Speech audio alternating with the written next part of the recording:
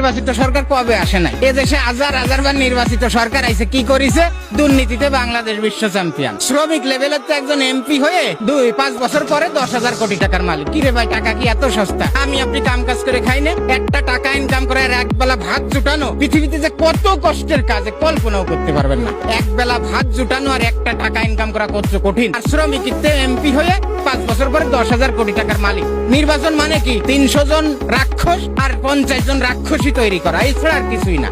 আপনার আমার ভাগ্য পরিবর্তন হবে নির্বাচন হলে? এতদিন নির্বাচন হয়েছে, তাহলে তো আমরা লাটে উঠে যেতাম। নির্বাচন নিয়ে কি অন্তর্বর্তীকালীন সরকার কোনো তালবাহানা করছে কিনা? প্রশ্নই আসে না। ওনার কোনো খায়েশ নাই। ওনার যদি খায়েশ থাকতো, ওনার আন্তর্জাতিক যে লবি, কালকেই ভারতও তার পক্ষে কথা বলতো, আমেরিকা তার পক্ষে কথা বলতো, জাতিসংঘ বলতো, ইউরোপীয় ইউনিয়ন, ওই সারা 205টা দেশের রাষ্ট্রপ্রধান, সরকার প্রধান বাংলাদেশে আছে বলতো যে এই লোকরে বসায় দিয়ে গেলাম, কোন শালা যেন নামাতে না পারে। কেউ যদি তার বিরুদ্ধে কথা দেখে নিব, সেটা তার দ্বারা সম্ভব। সে কি বলতিছে? সে বলতিছে কি, যে এতদিন ইলেকশন করছে, ওই নির্বাচনে এক নিয়ম করেছে বিএনপি থাকছে 5 বছর চলেছে, যেই বিএনপি নামে আবার আওয়ামী লীগ আসছে, সে আবার নিয়ম কানুন সব পাল্টাই ফেলেছে।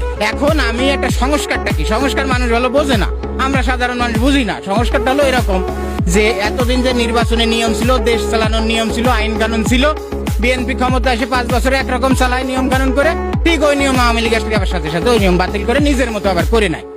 এখন আমি সুন্দর করে সবাইরে নিয়ে একটা নিয়ম কানুন তৈরি করব, ওই নিয়ম কানুন যাতে আর কেউ ভঙ্গ করতে না পারে, সেজন্য প্রত্যেকের বন্ড সই নেব।